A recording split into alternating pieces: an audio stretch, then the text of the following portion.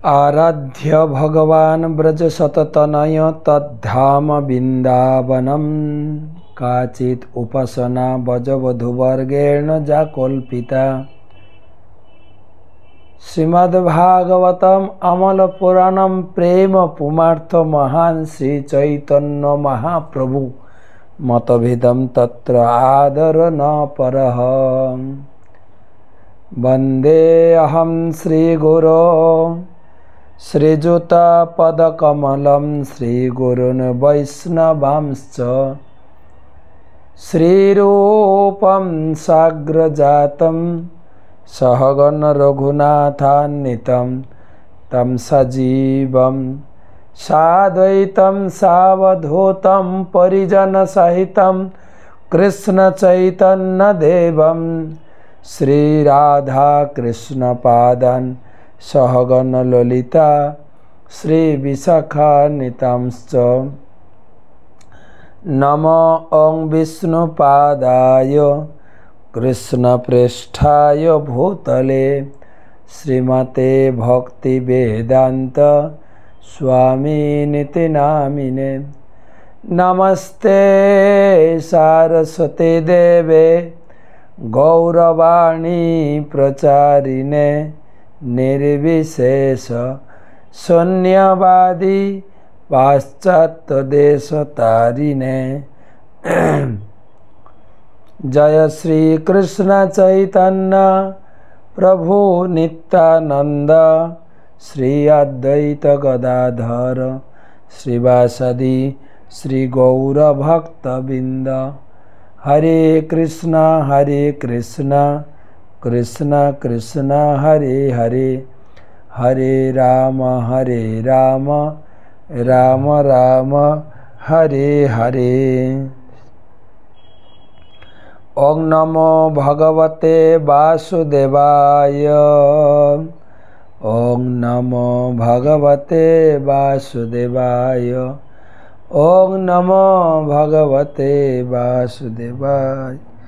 नारायणं नमस्कृत्य नरं चैव नरोत्तमं देवीं सरस्वतीं व्यासं ततो जयमुदीरये।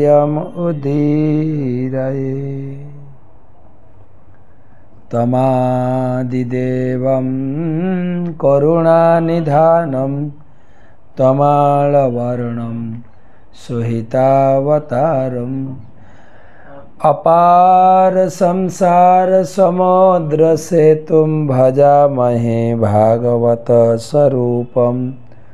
ग्रंथराज श्रीमद् भागवतम चतुर्थ स्कंधेर आज के नतून अध्याय पंचविंशति अध्यायेर प्रथम क्लास সেই प्राचीन बहिर्सत तादेर वंशावलीर परवर्ती कार्यक्रम आलोचना होबे। সেই উপলক্ষে 845তম ভাগবত রসমাধুরী এই ভাগবত সেমিনারে উপস্থিত সমস্ত ভক্তমণ্ডলী মমতাময়ী মাতৃমণ্ডলী সকলকে জানাই আন্তর্জাতিক কৃষ্ণ ভাবনামৃত সংঘ তথা ইসকনের পক্ষ থেকে আন্তরিক প্রীতি শুভেচ্ছা অভিনন্দন। प्रथमे गुरुपाद पद्मे प्रणाम निवेदन करे तार अहित की कृपा आशीर्वाद प्रार्थना करी। नमो ओं विष्णुपादाय कृष्णप्रेष्ठाय भूतले श्रीमते जयपताका स्वामिनिति नामिने। नमो आचार्य पादाय निताय कृपा प्रदायिने गौर कथा धामदाय नगर ग्राम तारिणे। भागवत महत्व नतून भागवत महत्व आज के आलोचना करब। श्लोकार्धम श्लोकपादम वा पठेत भागवतम चज नित्यं पुण्यम अवाप्नोति राजस्वयास्मेधयो। भागवतेर श्लोक বা অর্ধ শ্লোক বা 1/4 শ্লোক যিনি নিত্য পাঠ করেন তার রাষ্ট্র যজ্ঞ এবং অশ্বমেধ যজ্ঞের ফল লাভ হয়ে থাকে। তা আপনারা কত কৃপা লাভ করছেন, ডেলি ভাগবত পাঠ করছেন, ভাগবত শুনছেন। তো আমরা শুরু করছি পঞ্চবিংশতি অধ্যায়। এর আগের অধ্যায়ে আমরা শ্রবণ করলাম রুদ্র গীত কীর্তন। মহাদেব শিবজি তিনি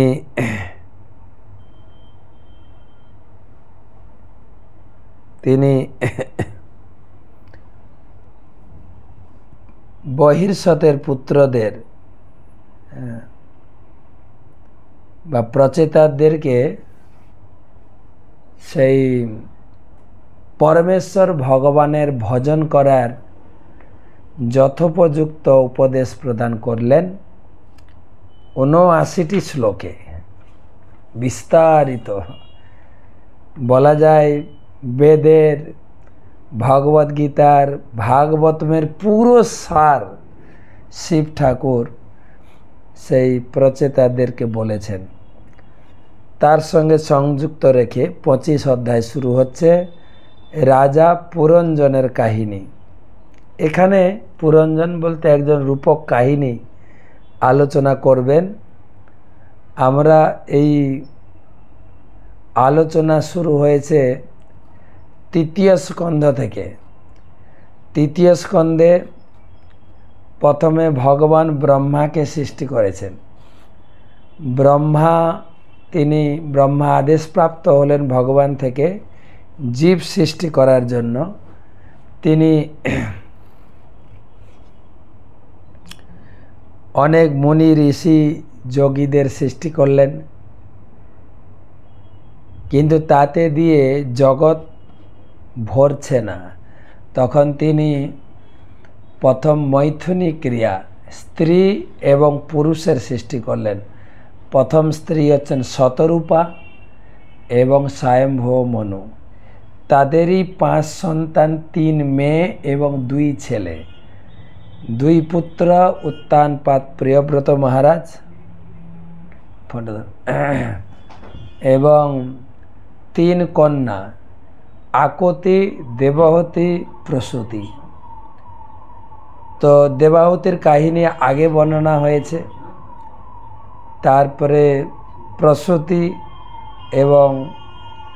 এবং আকতির কাহিনী এই ৪র্থ স্কন্ধে আলোচনা হয়েছে। এখন উত্তানপাদ রাজার কাহিনী আলোচনা চলছে। ৩য় স্কন্ধে দেবাহুতি বর্ণনা হয়েছে, ৪র্থ স্কন্ধের শুরুতে আকুতি, প্রসূতি। তারপরে ৮ম অধ্যায় থেকে আলোচনা চলছে উত্তানপাদের ২ স্ত্রী ছিল, সুনীতি, সুরুচি। সুনীতির পুত্র ধ্রুব। ধ্রুবর তিনি ৬ মাস বয়সে ভগবানকে লাভ করেছিলেন। ৩৬,০০০ বছর রাজত্ব করেছেন।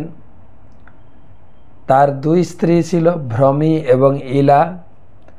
ভ্রমী থেকে ২ পুত্র, কল্পবৎসর। ইলা থেকে উৎকল ও সুন্দরী এক কন্যা ছিল। ৩ ছেলে ১ মেয়ে। তার ভিতরে বৎসর রাজা হয়েছিলেন। তারপরে বৎসরের পুত্র পুষ্পার্ন রাজা হয়েছিলেন। পুষ্পার্নের পুত্র বুষ্ট। বুষ্টের পুত্র সর্বতেজা। সর্বতেজার পুত্র চাক্ষুষ। চাক্ষুষের পুত্র উল্মুক। উল্মুকের পুত্র অঙ্গ। অঙ্গর পুত্র বেন। বেনের পুত্র পৃথু মহারাজ। তো বেন মুনি ঋষিরা মন্ত্র উচ্চারণ করে তাকে হত্যা করলেন। তার শরীরকে মন্থন করে অর্চি এবং পৃথু আবির্ভূত হলেন। অর্চি পৃথুর বিস্তারিত বর্ণনা হয়েছে। তো পৃথু মহারাজের পুত্র বিজিতাস্য, যার নাম ছিল অন্তর্ধান। তার ৪ জন ছেলে ছিল।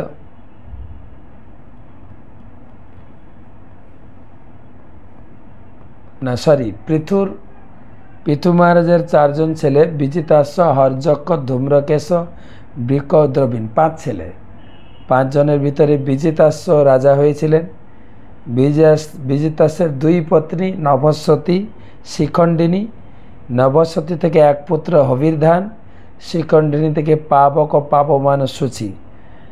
তো হবিরধান রাজা হয়েছিলেন, হবিরধানের স্ত্রী হবিরধানী। তাদের থেকে বহির্ষদ, গয়, শুক্ল, কৃষ্ণ, সত্য, জিতব্রত। তো বহির্ষদ রাজা হয়েছিলেন। বহির্ষদ আর শতদ্যুতির থেকে 10 প্রচেতা, সেই 10 প্রচেতাকে পাঠিয়েছিলেন তপস্যা করার জন্য। তারা সেই বিশাল পুষ্করিণীর কাছে এসেছিলেন, যেখানে শিবের সঙ্গে সাক্ষাৎ হয়। শিব তাদের ভগবানের উপাসনা করার বিশেষ জ্ঞান প্রদান করেন, যা 24 অধ্যায়ে আলোচনা হয়েছে। এরপরে মৈত্রেয় উবাচ ইতি সন্দেশ্য ভগবান বহির্ষদৈ অভিপূজিতৈ পশ্যতাম রাজপুত্রাণাম তত্রৈবান্তর্দধে হরঃ। মৈত্রেয় উবাচ ইতি সন্দেশ্য ভগবান বহির্ষদৈ অভিপূজিতঃ পশ্যতাম রাজপুত্রাণাম তত্রৈবান্তর্দধে হরঃ। মহর্ষি মৈত্র বিদুরকে বলেন, হে বিদুর, এইভাবে ভগবান শিব রাজা বহির্ষদের পুত্রদের উপদেশ দিয়েছিলেন। রাজপুত্ররাও তখন গভীর শ্রদ্ধা ও ভক্তি সহকারে শিবের পূজা করেছিলেন। তারপর ভগবান শিব রাজপুত্রদের সমক্ষেই সেখান থেকে অন্তর্ধান হয়েছিলেন।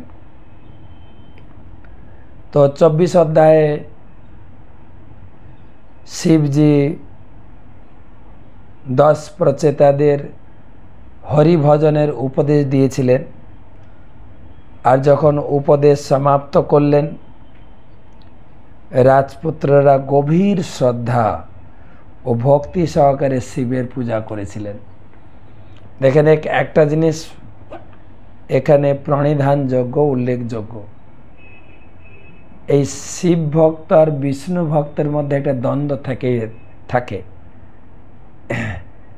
শিব ভক্তরা বলে বিষ্ণু ভক্তরা শিবের পূজা করে না, শিব ভক্তরা বিষ্ণু পূজা করে না। এখানে দেখেন, এই বিষ্ণুর ভক্ত প্রচেতারা শিব ঠাকুরকে পূজা করলেন। কিভাবে পূজা করলেন না, তাদের একজন গুরু, তিনি একজন মহাজন হিসাবে পুজো পেলেন। এখানে প্রচেতারা শিব ঠাকুরকে পরমেশ্বর ভগবান বা ওই ধরনের কোনো উদ্দেশ্য করে পূজা করেননি। শিব ঠাকুরের পূজা করলেন। বহির্ষদেই অভিপূজিত হয়। অভিপূজিতই মানে বিশেষভাবে পূজিত হয়। পরিপূজিতই, অভিপূজিতই, এগুলো মানে হচ্ছে সাধারণ পুজো নয়, বিশেষ গভীর শ্রদ্ধা ও ভক্তি সহকারে শিবের পূজা করলেন। চৈতন্য মহাপ্রভু যেখানে যেখানে তিনি প্রচারে গেছেন বা যখন সন্ন্যাস গ্রহণ করে শান্তিপুর থেকে পুরী যাচ্ছিলেন, পথিমধ্যে সব শিব মন্দিরে তিনি প্রবেশ করেছেন। তিনি অম্বলিঙ্গ ঘাট, সে দক্ষিণ 24 পরগনায়, শিব ঠাকুরের পুজো করেছেন। ওখান থেকে চন্দনেশ্বর শিব পূজা করলেন। ওখান থেকে দেখা যাচ্ছে ভুবনেশ্বর। ভুবনেশ্বর তো বিশাল বর্ণনা রয়েছে, বিশেষ বর্ণনা, পূজা করলেন।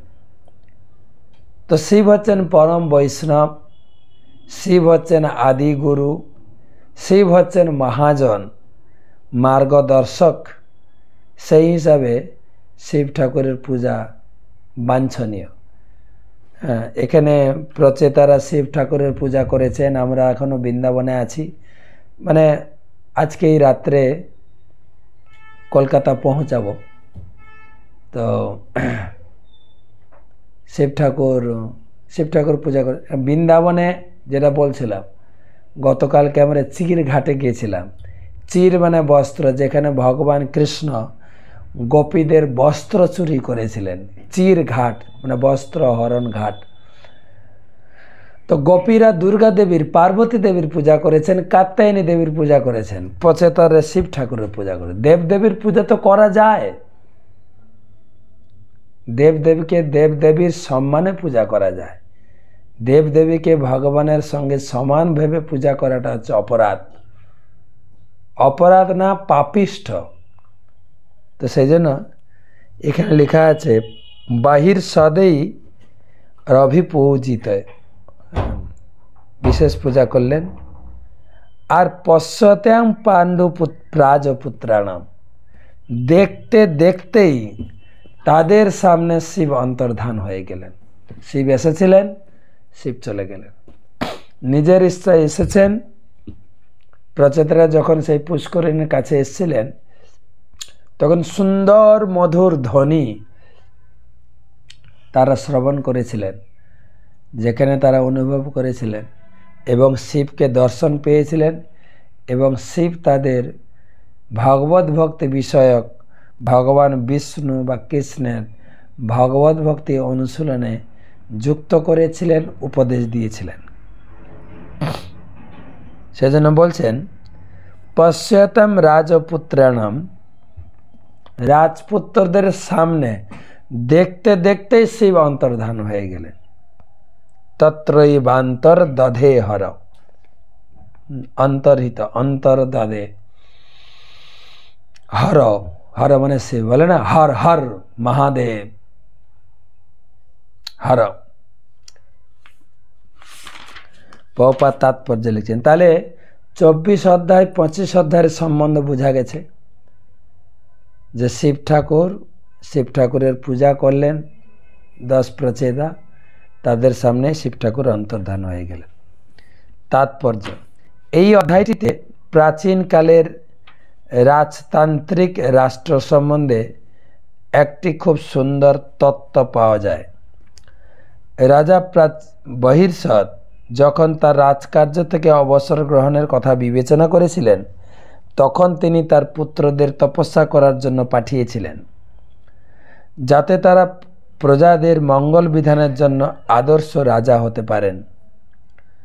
সেই সময় রাজা বহির্ষদ নিজেও দেবর্ষি নারদের কাছ থেকে এবং করতে ইচ্ছুক জীবেদের সম্বন্ধে উপদেশ দিয়েছিলেন। এই অধ্যায়ে প্রচেতাদের উপদেশ দেওয়ার পরে নারদ মুনি তিনি এদের পিতা বহির্ষদের কাছে গিয়ে এই কর্মকাণ্ড সম্বন্ধে, কর্মকাণ্ডের যে নিষ্ফলতা সেটা বুঝাবেন এবং ভগবত ভক্তির উপদেশ দেবেন। সেই সময় রাজা বহির্ষদ নিজেও দেবর্ষি নারদের কাছ থেকে জড় জগৎ সম্পর্কে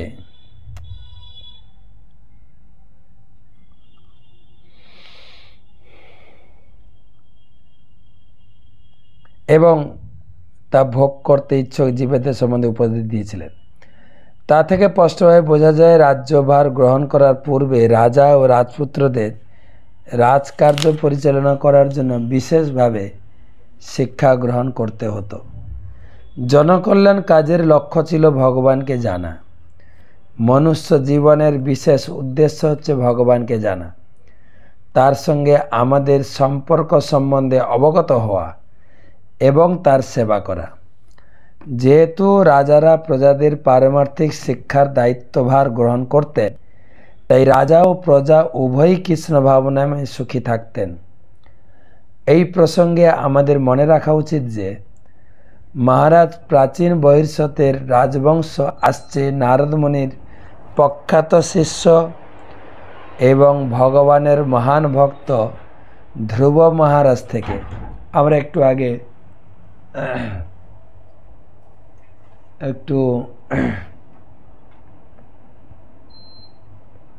আগে এই ধ্রুব মহারাজের পিঢ়ি সম্বন্ধে আলোচনা করলাম।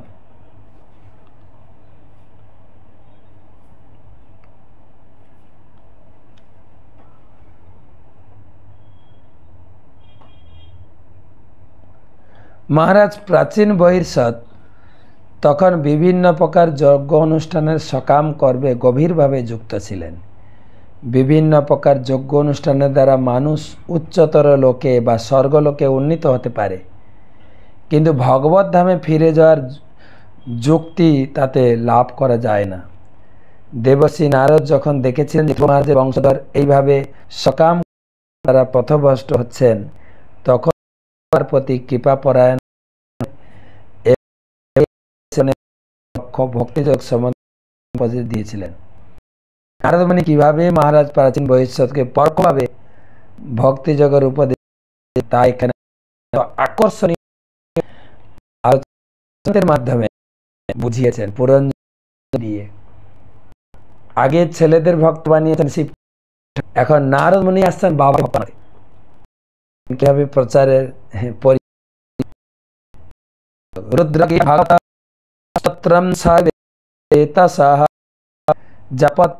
जपन्तस्ते तपस्ते पूर्व वर्षा नाम अजुतम जले रुद्रगीतं भगवत स्तोत्रं सर्वे प्रचेतसः जपन्तस्ते तपस्ते पूर्व वर्षा नाम अजुतम जले। শিব ঠাকুর চলে যাওয়ার পরে সমস্ত প্রচেতারা 10,000 বছর জলের ভিতরে দাঁড়িয়ে সেই রুদ্রগীত জপ করেছিলেন।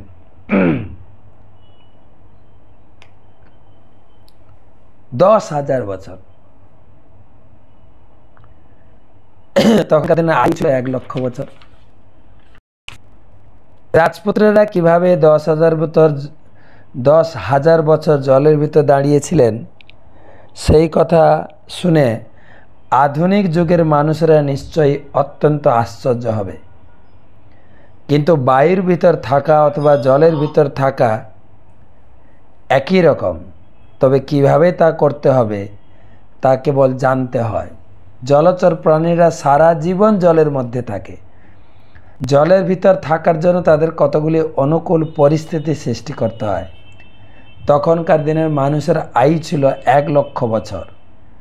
তার মধ্যে কেউ যদি 10,000 বছর তপস্যা করতেন তাহলে তার ভবিষ্যৎ জীবন নিঃসন্দেহে সফল হতো। সেটি খুব একটা আশ্চর্যের ব্যাপার নয়। যদিও এই যুগে সেই প্রকার কার্য অসম্ভব, তবু সত্যযুগে তা সম্ভব ছিল। তো একজনকে শিব ঠাকুর পূজা করে শিব ঠাকুরের নির্দেশ মতো 1000 বছর জলের ভিতর দাঁড়িয়ে তপস্যা করলেন। 3 নম্বর শ্লোক। প্রাচীন বহির সদম ক্ষতঃ কর্ম শাসক্ত মানসম নারদ অধ্যাত্ম তত্ত্বজ্ঞ কৃপালোপত্ত বোধয়ত। প্রাচীন বহির সম ক্ষতঃ কর্ম শাসক্ত মানসম নারদ অধ্যাত্ম তত্ত্বজ্ঞ কৃপালোপত্ত বোধয়ত। রাজপুত্রেরা যখন জলের ভিতর কঠোর তপস্যা করছিলেন তখন তাদের পিতা বিভিন্ন প্রকার সকাম কর্ম অনুষ্ঠানে রত ছিলেন।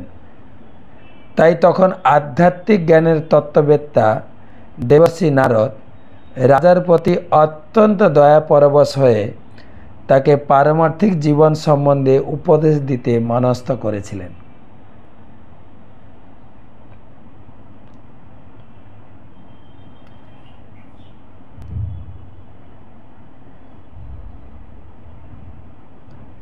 তো আমরা যেটা আগে আলোচনা করেছিলাম সেটাই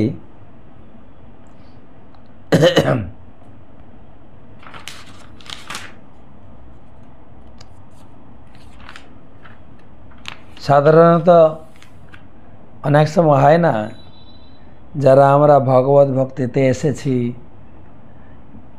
আমরা সাধারণত বাড়িতে, গ্রামে বা সাধারণত লোকাচারে ধর্ম মানে লোকে জানে যে পূজা পাঠ করা, দেবদেবীর পূজা করা, যজ্ঞ করা,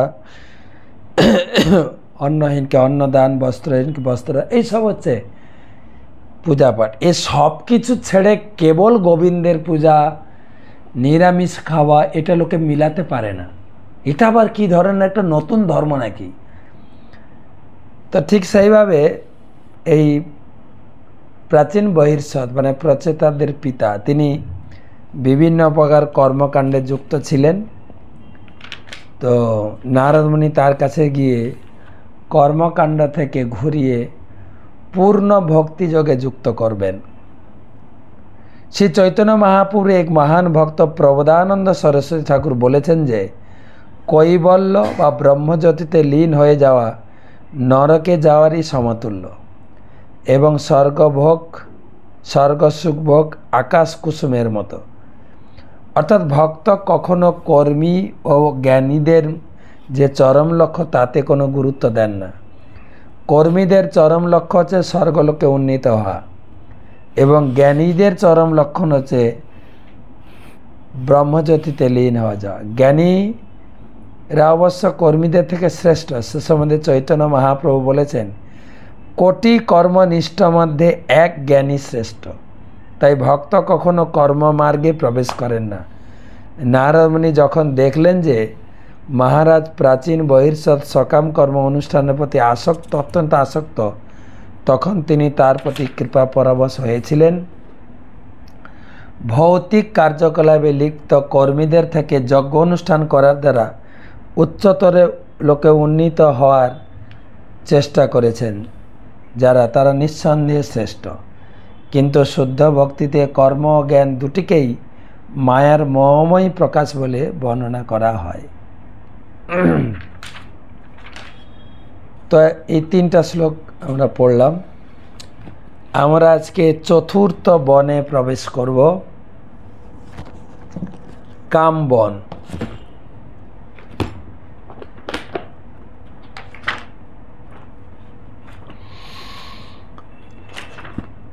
কোথাও কোথাও কামবনকে পঞ্চম বন বলা হয়, কিন্তু বইতে পড়ে দেখছি কামবন হচ্ছে চতুর্থ বন।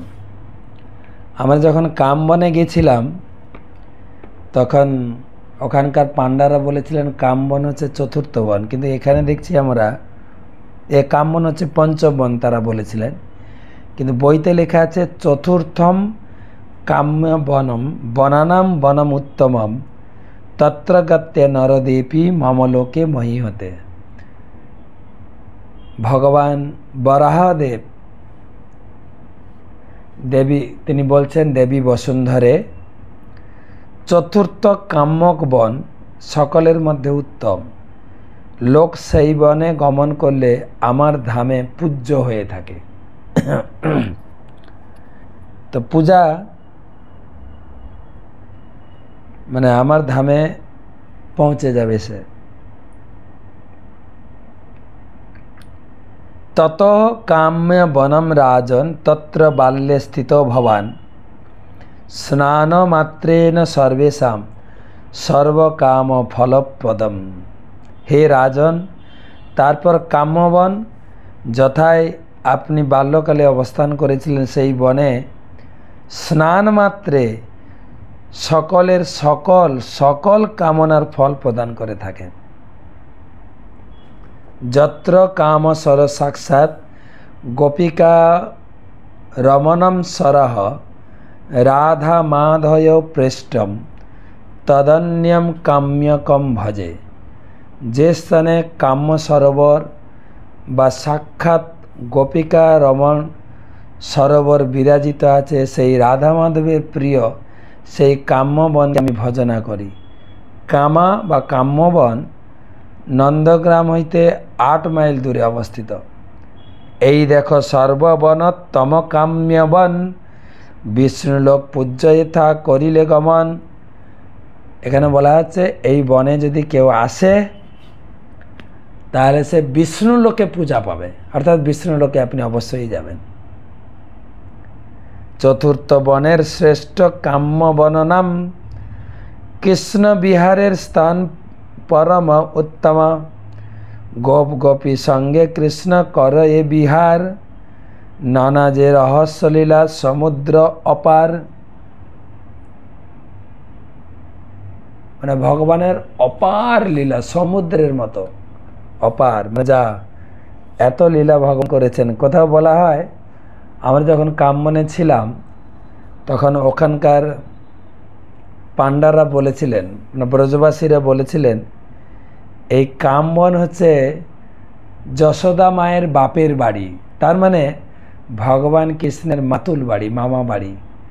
তাই মা যশোদা এখানে অনেক সময় কাটিয়েছেন এবং কৃষ্ণ মামার বাড়িতেও অনেক দিন কাটিয়েছেন।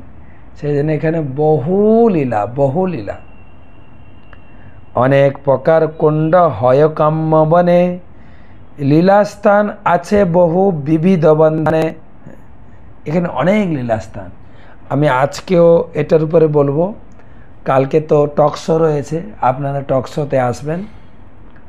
তো কেননা আজকে আমি কলকাতা যাচ্ছি, কালকে কলকাতাতে সকালবেলা লেক এভিনিউতে আমার ক্লাস রয়েছে, লেক এভিনিউতে। তো ওখানে আসবেন, কি বলা যায়, পয়লা বৈশাখ পালন করব, পয়লা বৈশাখ পালন হবে। তো তারপরে আমরা মায়াপুরে গিয়ে টক শোতে অংশগ্রহণ করব। তো তার মানে আজকে কিছুটা আলোচনা হবে এই কামবনের উপরে, তারপরে আবার সোমবার এর উপরে আরও কিছু আলোচনা করব। তো কামবনে আমরা প্রথম গেলাম চরণ পাহাড়ি আর লুকলুকি কুণ্ড। এই কাম্যবনের পশ্চিম অংশে এই দুটো স্থান অবস্থিত। তো ভগবান গোপ সখাদের সঙ্গে গোচারণে কাম্যবনে অনেকবার গেছেন।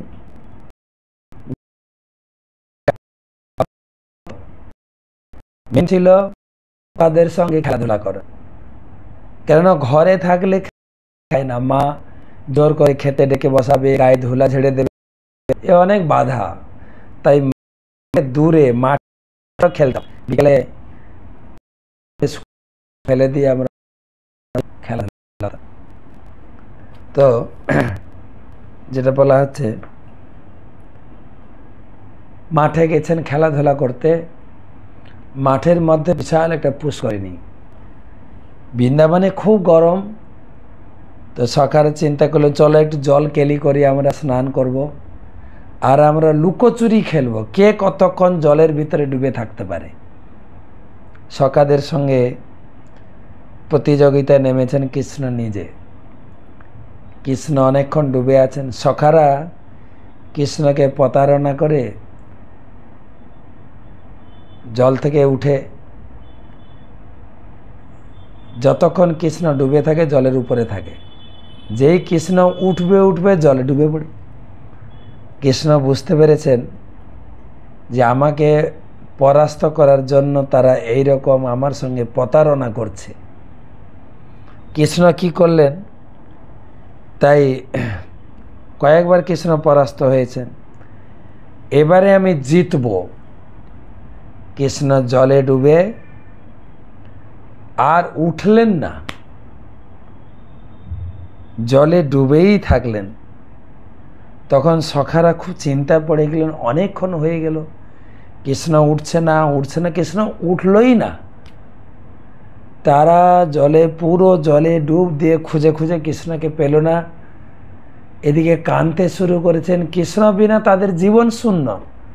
কেনই আমরা কৃষ্ণকে প্রতারণা করলাম, কেনই কৃষ্ণের সঙ্গে ছলনা করলাম।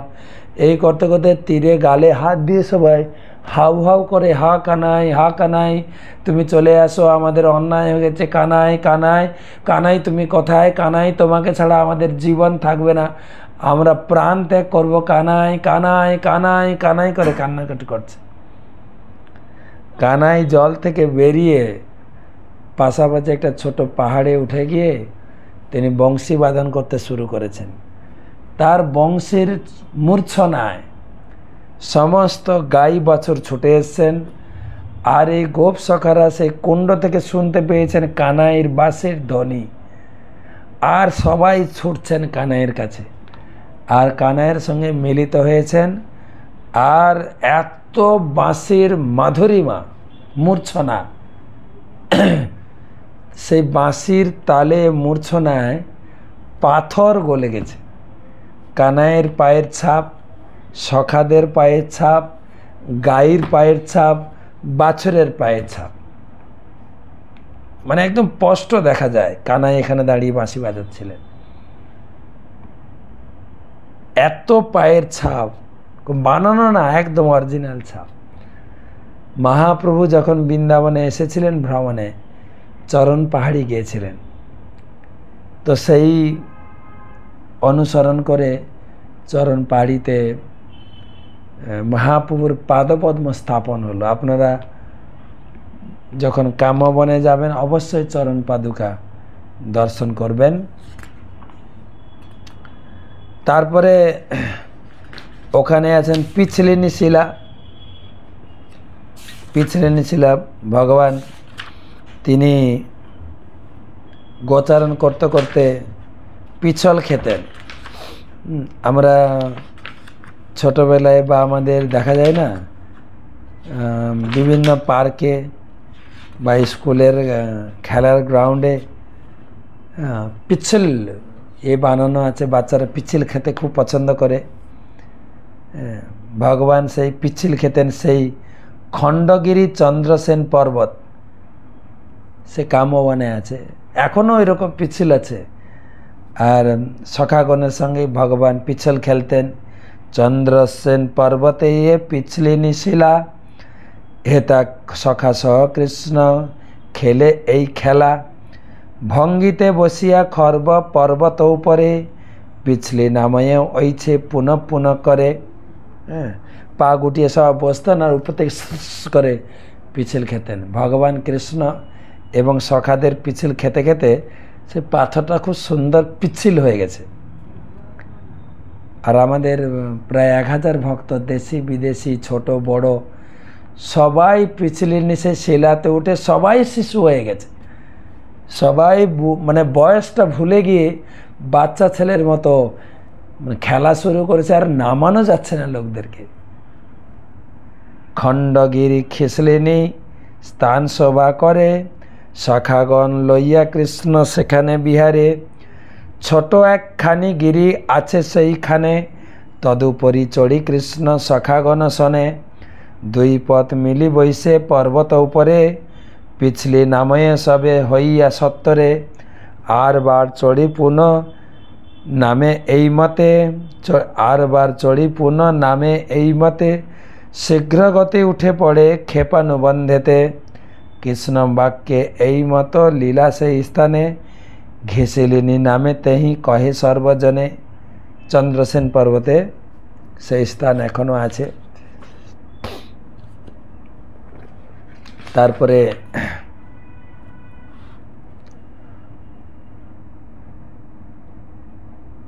হ্যাঁ, পাহাড়ের উপরে পদচিহ্ন স্থান হয়, চরণ পাহাড়ি বলি সকলে কয়। তার গয়াকুণ্ড, নন্দ বাবার একটু ইচ্ছা হয়েছিল গয়া যাব পিতৃশ্রাদ্ধ তর্পণ করার জন্য। ভগবান চাইছিলেন ব্রজবাসীরা ব্রজ ছেড়ে যেন কোথাও না যায়, তাই গয়াকে সেখানে এনেছিলেন, বিশাল পুষ্করিণী। সেখানে নন্দ বাবা নিজে পিতৃপুরুষদের উদ্দেশ্যে পিণ্ডদান করেছিলেন, তাকে গয়াকুণ্ড বলা হয়। আরেকটা বলি, সেতুবন্ধন, সেখানেও চরণ পাদুকা স্থাপিত হয়েছে। তো এবং বিহারই কৌমারই কৌমারম জহতু ব্রজে, নীলাবনৈ সেতুবন্ধই মর্কটৎ প্লবনাদিভি। লুকোচুরি, সেতুবন্ধন, মর্কট প্লাবন প্রভৃতি কৌমার বিহার দ্বারা কৃষ্ণ বলরাম দুই ভাই ব্রজে কৌমার বয়সে অতিক্রম করেছিলেন অশোক বাটিকার কাছেই শ্রী রামেশ্বর মন্দির। শ্রীকৃষ্ণ এই স্থানে রামলীলা প্রদর্শন করার সময় বাঁদর সৈন্যের সাহায্যে সেতুবন্ধন লীলা প্রদর্শন করেছিলেন, সেতুবন্ধ করেছিলেন। একবার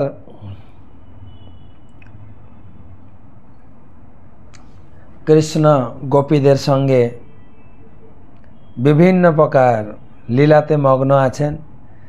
তারপরে দেখছেন একটা বিশাল সরোবর, যশোদা কুণ্ড, হ্যাঁ, এবং তার শাখা প্রশাখায় বানর, প্রচুর গাছপালায় বানর লাফালাফি করছে, কয়েকটা বানর উঠছে, ঝুলছে, হ্যাঁ, কেউ বা বিভিন্ন ফিতরিনি খেলা করছেন। কোনো বানর এসে ভগবান কৃষ্ণের চরণে প্রণাম করে আবার চলে যাচ্ছেন। এই সব দৃশ্য দেখে ললিতা দেবী বিশাখাকে বলছেন, আচ্ছা বিশাখা, তোমার মনে পড়ে, আমি শুনেছি ত্রেতা যুগে ভগবান রামচন্দ্র যখন সীতা দেবীকে বনে হারিয়ে ফেলেছিলেন, আর সীতার অন্বেষণে তিনি বনে বনে ঘুরছেন, সেই জটায়ুর কাছ থেকে খবর পেলেন সীতা রাবণ চুরি করে নিয়ে গেছেন, লঙ্কাপুরীতে সীতা আছেন। তখন বানর সৈন্যকে পাঠিয়ে সীতার খোঁজ পেলেন এবং সমুদ্রের উপরে বিনা পিলারে, কোনো প্রকারের খুঁটি ছিল না, সেতু বানিয়ে রাবণকে বধ করলেন এবং সীতা উদ্ধার করলেন। কাম্যবনে যশোদা কুণ্ড হয় সর্বোত্তম, সুগন্ধি সুন্দর স্থান পরম নির্জন, সেইখানে কৃষ্ণচন্দ্র আনন্দিত মনে, গোচারণ লীলা করে সখী গণশনে, তারপরে হয় সেতু বন্ধ সরোবর, পরম নির্জন সেই স্থান মনোহর। তো ললিতা বলছেন, শোনো, তাই কি বল, ললিতা বিশাখাকে বললেন রামচন্দ্র ত্রেতা যুগে এই লীলা করেছিলেন। তখন কৃষ্ণ বলছেন, শোনো ললিতা, তুমি কহিলে যে কথা, সেই রঘুনাথ আমিও সর্বথা, বানরগণ আমারে দেখিয়া, আনন্দ সরোবর যে লঙ্ঘিয়া, চরণ পরশ কর হে প্রণাম, নিশ্চয় আমি রাম। আর তুমি যার আনন্দের কথা বলছো, বিশাখাকে শোনাচ্ছ, তো আমিই ছিলাম, সেই জন্য তো বানর এসে আমাকে প্রণাম করছে। আর এই উক্তি শুনে সখী রাধারানীর মুখে তাকিয়ে হাসতে শুরু করেছেন। কি বলছে? আরে সে ছিল পরাক্রমশালী ধনুর্ধারী মহারাজ দশরথের পুত্র রামচন্দ্র, যার ভয়ে ত্রিভুবন কাঁপত, যিনি সীতাভিনা কিছুই জানতেন না। আর এ কিনা এতগুলো মহিলাদের নিয়ে চলে, এ কিনা রাম। হাসালে, তুমি হাসালে, হ্যাঁ, কি অসম্ভব কথা তুমি বললে, তুমি রাম। শোনো, কৃষ্ণ বলছে, শোনো রঘুনাথের সঙ্গে ভিন্ন নামে, আমি ছিলাম দশরথ নন্দন, সীতা ভিন্ন কিছুই জানতাম না। আর আমি ব্রজরাজ নন্দন, রাধা ছাড়া কাউকেই জানি না। তখন আমার স্বরাঘাতে ত্রিভুবন কম্পিত হতো, এখন আমার বংশেশ্বরে সারা জগৎ স্থাবর জঙ্গম কম্পিত হয়। ললিতা বলেন, ঠিক আছে, তা বুঝলাম। তো শ্রীরামচন্দ্র তো সমুদ্রের উপরে সেতু বেঁধেছিলেন, তুমি এই সরোবরের উপরে একটা সেতু বেঁধে দেখাও তো। কৃষ্ণ বলেন, ঠিক আছে, তোমরা পাথর নিয়ে আসো। তো সখীরা বলে, সে কি, রামচন্দ্র তো বানরদের দিয়ে সেতু বেঁধেছিল, তুমি বাঁদরদেরকে বলো, আমাদের কেন বলছো? আর সঙ্গে সঙ্গে ভগবান বাঁদরদের ইঙ্গিত করেছেন, আসে সারি সারি বাঁদর এতে আসতে শুরু করলো। আর শ্রীকৃষ্ণ রাধারানীকে, তোমাদের সামনেই আমি সেতু বাঁধছি, দেখো। এ থেকে কহিয়া কৃষ্ণ বান্ধে সরোবর, পাথর লইয়া রাখে জলের উপর, কৃষ্ণহস্ত স্পর্শে শিলা জলতে ভাসয়, ক্রম অনুক্রমে বান্ধে সেতু বান্ধা হয়। একটার পর একটার পর পাথর সাজাতে সাজাতে ব্রিজ হয়ে গেল। সরোবর বান্ধি কৃষ্ণ আনন্দিত মনে, শীঘ্র গতি আইলা মিলিলা রাজস্থানে। এসে সখীদের সঙ্গে মিলিত হলেন এবং